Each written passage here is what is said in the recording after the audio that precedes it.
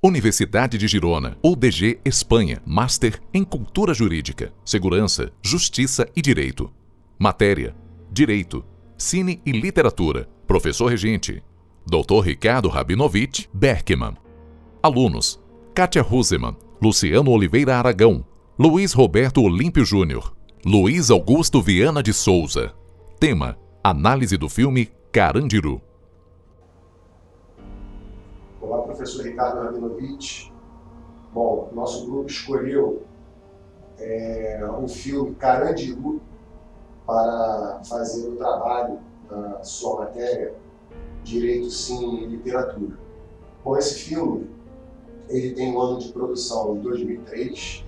Ele foi dirigido pelo diretor Héctor Babenco, que é um argentino naturalizado brasileiro muito premiado, mas que infelizmente já faleceu. Ele teve seu ano de estreia em 23 de março de 2003, uma estreia que foi mundial.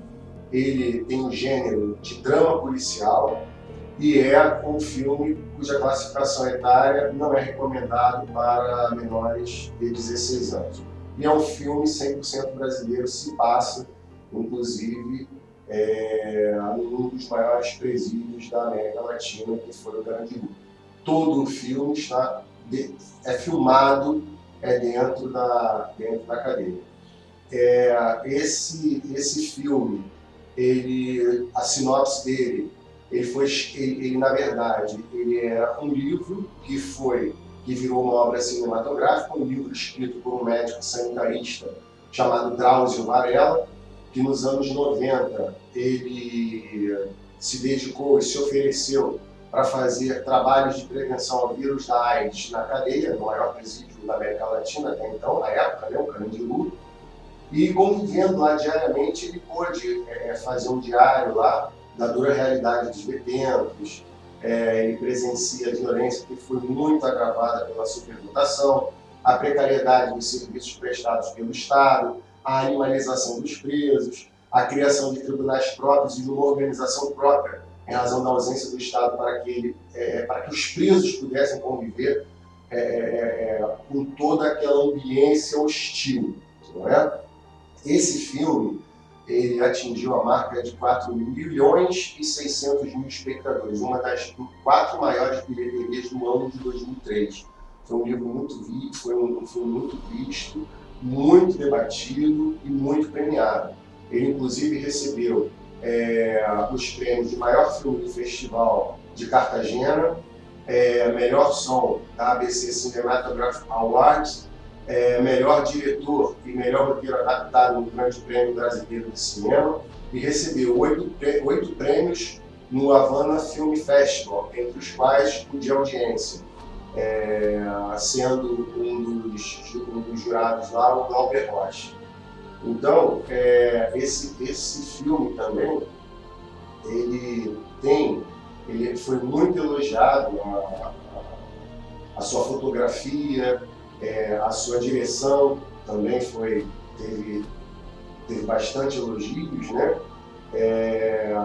Principalmente no que diz respeito, porque ele chegou com uma expectativa muito grande nas salas de cinema. Isso por vários motivos, porque antes, no ano anterior, nós tivemos um filme aqui também muito famoso chamado Cidade de Deus, que estourou nas bilheterias nacionais como um dos favoritos ao público. E isso um ano antes, né? E sem contar com um excelente desempenho também que esse filme teve junto à crítica. E isso gera uma verdade, as similaridades temáticas, né, do filme Cidade de Deus com o filme Carandiru. Isso só fez aumentar aí as expectativas, né?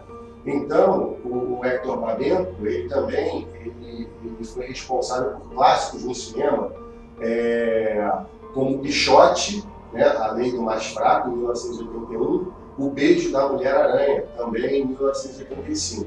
E também Héctor Babenco vinha de uma empreitada anterior também, em 1996, de uma obra adaptada chamada Coração Iluminado. Então, a expectativa era muito grande em torno do filme Carandiru. E o filme Carandiru, ele não é muito diferente do livro, né, chamado Estação Carandiru, o que muitas vezes é um mérito,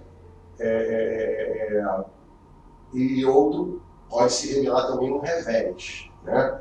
Isso porque, enquanto obra literária, desde o início, nós estamos cientes que seremos conduzidos por uma viagem pessoal muito maior do que uma expectativa muito grande sobre o convívio na América Latina, no maior presídio da América Latina.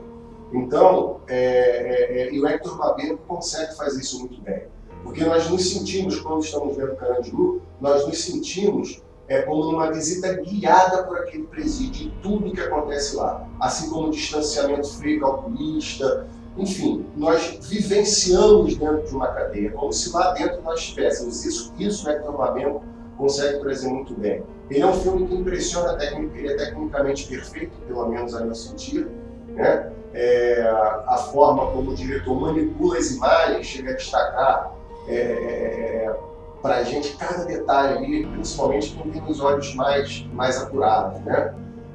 Tudo é ensaiado, lírico, quase poético, aquela realidade daquelas situações ali. Na verdade, não parece que aquilo ali parece que é real. Não é fruto da imaginação do roteirista, nem nada disso. É real, dá para entender, olha, aquilo ali, aquela cadeia funciona realmente daquele jeito, né? E por isso, os méritos evidentes de Carandiru, o elenco perfeitamente entrosado, uma reunião bastante singular de talentos, de atores mais experientes e outros menos experientes, né? A fotografia do filme também é surpreendente, né? A fotografia de Walter Carvalho, um dos maiores profissionais de fotografia no Brasil, né? E assim como a trilha sonora, também sempre presente, porém não muito exagerada. A direção de arte, ela fica muito atenta aos mínimos detalhes que precisa se mostrar dentro daquela realidade carcerária, né? Se em sua grande maioria, né, a direção, por vezes, maniqueísta, né, do Babenco, não consegue se fixar muito em seu objetivo primordial, que é contar uma história e não pregar uma tese. Ele estava ali para contar aquela história e não fixar em si uma tese. Mas a questão não está em questão se os bandidos que lá se encontravam mereciam ou não o fim que levaram, que acabou, na verdade, com uma grande matança, né? Isso é uma história real. Não é isso que se está querendo defender, levantar essa discussão, né? Colocar essas ideias em debate. Mas isso, infelizmente, não acontece, já que o produto foi entregue, né? Babenco entregou um produto praticamente pronto, ou seja, com início e fim, né? Enquanto peça de entretenimento, ele é válido, é um ganho para a nossa cinematografia, é merecedor dos reconhecimentos obtidos, enquanto se imagina o que poderia render, é possível a gente não sentir uma certa decepção com nós mesmos enquanto partícipes de uma sociedade que deixa isso acontecer com os seus encarcerados, né? E aí, ao mesmo tempo que nós temos isso com relação a uma ação militar desastrada, depois, mais na frente, nós tivemos um outro sucesso de bilheteria, que foi Tropa de Elite, endeusando aí as ações da Polícia Militar. Essa era a parte que me cabia dentro do trabalho. A penitenciária do Carandiru era dividida por pavilhões, e cada um deles possuía suas especificidades. O pavilhão 8 era o mais temido, porque lá se abrigavam presos com reincidência de crimes e que já conheciam todas as regras da casa. Já o pavilhão 2 era o local onde se abrigavam os recém-chegados. Ali, os detentos eram registrados, cortavam seus cabelos, recebiam suas roupas e também recebiam palestras sobre as regras da detenção. O pavilhão 9 era onde ficavam os réus primários. Foi justamente lá onde ocorreu o estopim do massacre durante uma partida de futebol entre os detentos. Brigas entre integrantes de distintas facções não era uma exceção à rotina da casa, porém tomou enormes proporções, se espalhando por todo o pavilhão 9, gerando uma grande rebelião no presídio. O filme, a fim de demonstrar que questões muito simples do cotidiano tomavam grandes proporções devido às rixas que existiam nas facções, ilustrou a cena de que um integrante de uma facção, ao pendurar uma cueca no varal de outra facção, gerou uma grande briga que ocasionou essa grande rebelião dentro do pavilhão 9. Como foi trazido no filme, não se sabe se a rixa que existia entre essas facções que ocasionou essa briga que gerou a rebelião, se foi por conta de maços de cigarros, uma discussão por conta de uma partida de futebol ou de outra natureza.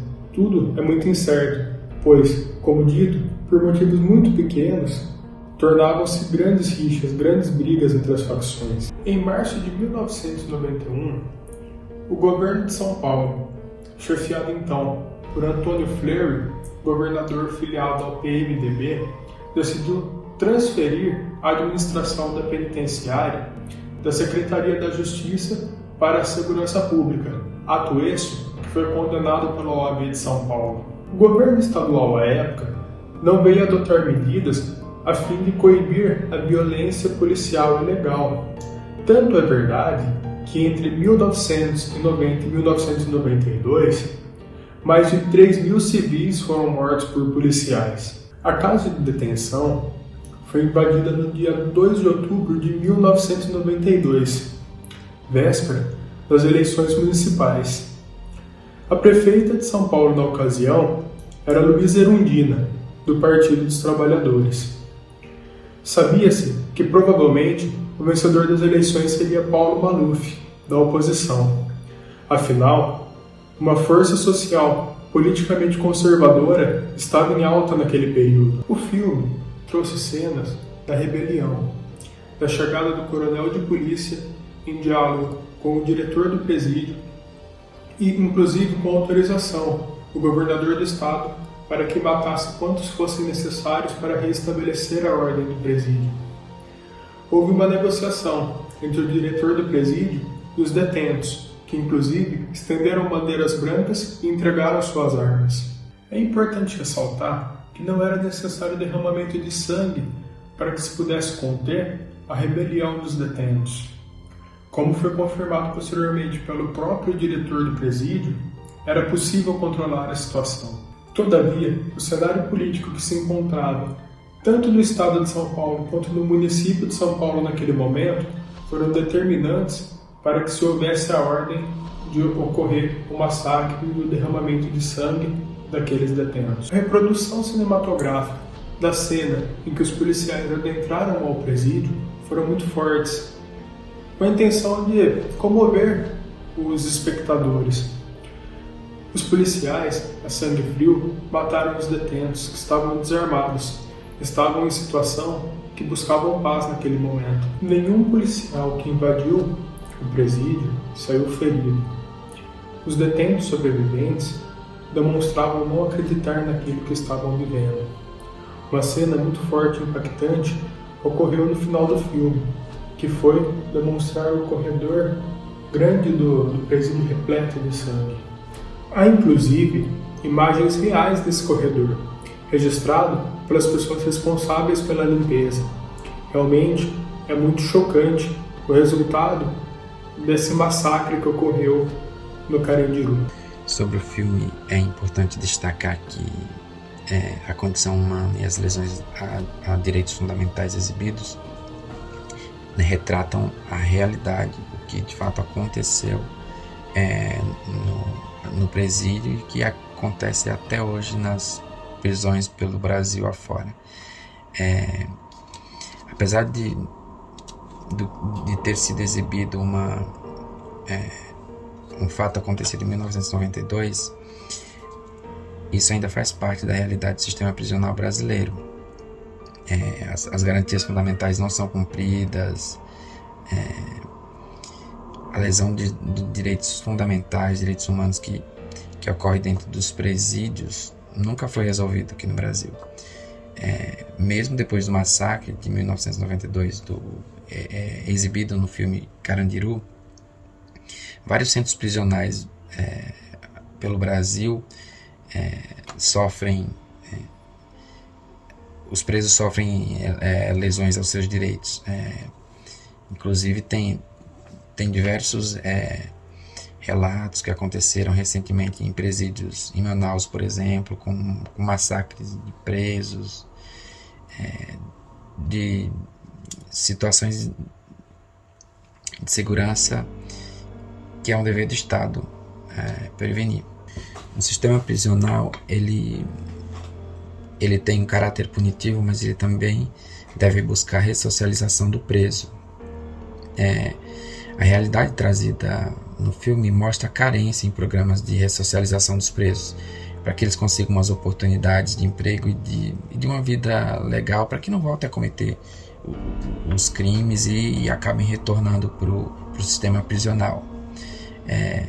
O descaso no filme, que foi adaptado do livro escrito pelo médico brasileiro Drauzio Varela, trata de histórias de presos que o Estado colocou em uma prisão sem zelar por princípios de dignidade humana, por princípios básicos. Os presos, eles têm a falta de amparo dentro da cadeia é muito grande. No que diz respeito a qualquer cuidado básico, seja desde de programas para preservar a saúde deles, manter uma saúde, o básico ali, mantê-lo saudável, os cuidados básicos, é um quadro de violência dentro dos presídios, um controle de facções. Pela falta de controle do Estado, há um controle muito grande das facções criminosas sobre os pavilhões, sobre os complexos prisionais. E dentro do tema saneamento básico, que é um dos pilares de uma dignidade, para que a pessoa tenha uma vida digna, é muito comum nos presídios o surgimento de doenças originárias das péssimas condições de saúde e de saneamento, como o filme retrata alguns presos com sarna, com diversas doenças infecto-contagiosas, que muitas delas são causadas por péssimas condições de higiene, ou mesmo por falta de prevenção, como é o caso de uma doença como a AIDS, que não são divulgadas, não são reforçadas as formas de prevenção dentro dos presídios. Em um mundo que tanto se condena a tortura, torturar pessoas, fica claro a forma que o Estado age contra os seus encarcerados, que acaba contrapondo com essa repugnância do crime da tortura, pois ficam nítidas as ações de torturas com os presos, para obter confissões, ou mesmo forçá-los a confessar por algo que eles não tenham cometido, que tenha sido cometido por outros presos, e por conta dos controles das facções criminosas, eles serem forçados a assumir crimes que não cometeram durante o cárcere. Apesar das regras mínimas ditadas pelas Nações Unidas para tratamento dos presos, a realidade encontrada no Carandiru foi oposta a isso. Foi um massacre dos policiais. Ao que se sabe, 111 presos foram mortos, nenhum policial saiu ferido. Então, na balança de poder, os policiais tinham um alto poder de fogo, e os presos já estavam dispostos a não continuar com a rebelião, pelo menos é o que se tem relatado. Então demonstra que aquilo praticado por eles foi tortura, e não foi só uma tentativa de controle do presídio, mas uma tortura. Bom, como podemos observar para as demais falas, que já ouvimos aqui sobre o filme Carandiru, Carandiru não é coisa do passado. É brutal a força de Carandiru, uma força cinematográfica que vem da imagem, que se faz complementar à força do livro em que se baseou Estação Carandiru, de Drauzio Varela. As imagens do filme se recusam a ir embora. Elas persistem, passam a fazer parte da memória. O filme é uma obra em si. Nos pareceu extremamente relevante, neste trabalho, reunir reflexões que caminham por outros campos, especialmente o da produção literária, cinematográfica e artística. Mostram a necessidade de ouvirmos outras narrativas sobre o mesmo episódio. As cenas do filme são realmente chocantes e fazem parte dos relatos de presos ao médico Drauzio Varela. No entanto, aqui mencionarei alguns trechos de falas de sobreviventes que fazem parte de outras obras. Por exemplo, como o comentário do André do Rep, em seu livro Sobrevivente. A primeira coisa que a gente percebeu quando eles entraram foi o barulho das balas e o latido dos cachorros. A maioria dos companheiros que morreram não estava na própria cela. Morreram debaixo das camas, dentro dos banheiros, se escondendo. Tem companheiro que estava de roupa, morrendo de roupa, rendidos antes de a polícia mandar todo mundo ficar nu. Formaram um corredor polonês, um polícia de cada lado e mandaram a gente correr. Deram chute, cacetada, tiro. Muitos estavam deformados e ensanguentados e atiravam na cabeça, no peito. Outro relato é do artista Nuno Ramos. Ele comenta que os corpos são arrastados para o pátio externo para que todos vejam que não estão para brincadeira. Sangue para todos os lados, caíram matando a coronhadas, botinadas, socos e pontapés, descarregando a neurose contida. Alguém sai correndo na galeria e recebe uma rajada de balas. Nitidamente aparenta ter sido baleado na espinha. Um policial dispara uma rajada no meio da fumaça e atinge Daniel Roque, a queima-roupa. Desequilibrado, ele cai e o policial dispara um segundo tiro, bem em cima do coração. O coturno atinge as genitais de Reginaldo, um atrás do outro. Os demais são eliminados por disparos a curta distância. Os gritos são sufocados pelas balas. Memória das mortes. Os corpos falam. Após o massacre, testemunhas foram aniquiladas, os pavimentos da casa de detenção do Carandiru foram lavados, os corpos foram removidos, fotógrafos foram impedidos de registrar as cenas. Armas foram plantadas, informações desencontradas foram prestadas para confundir. 8 vítimas fatais, depois 50, e só conhecendo o número total meia hora após o fechamento das urnas das eleições municipais em 3 de outubro de 1992. O que denota, todavia, uma situação totalmente política, né? E em detrimento dos direitos humanos. Os agentes do IML que estiveram no presídio afirmam que haviam sinais de tortura nos corpos dos presos. O que chamava a atenção era o número de perfurações que os cadáveres apresentavam. 5, 6, e pelo menos 2 eram visíveis ferimentos apenas na parte de trás dos corpos. Grandes manchas de sangue mesmo após 24 horas. Dando continuidade a um comentário do André do Rep, que é um dos sobreviventes do pavilhão 9 do Carandiru, ele dizia: você imagine mais de 2.000 companheiros presos em situação de pânico, tentando se esconder, escapar da morte. Você escuta um tiro, o sentimento é de pânico. Teve um momento que eu apaguei ali no chão, embaixo dos cadáveres. Foi um milagre o que aconteceu. Tinham vários companheiros mortos, eu ali embaixo dos corpos. A polícia atirava pelos guichês das celas. Eles colocavam o cano da metralhadora nos guichês e disparavam indiscriminadamente. Você imagina os caras encapuzados e você indefeso, nu como veio ao mundo.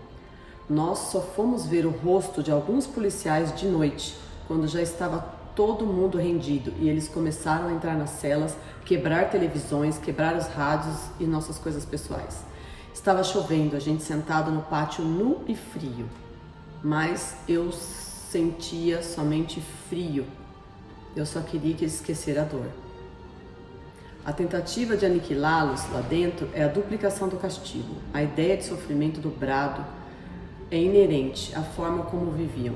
E viviam como animais, e nem a sobrevivência lhes foi garantida. Bom, podemos observar não só com a matéria de direito, cinema e literatura, mas também no contexto do filme que foi estudado, Carandiru, o cinema coopera para denunciar Ele cumpre uma responsabilidade social, educa e chama atenção para problemas muitas vezes que não queremos falar ou fingimos que não existem.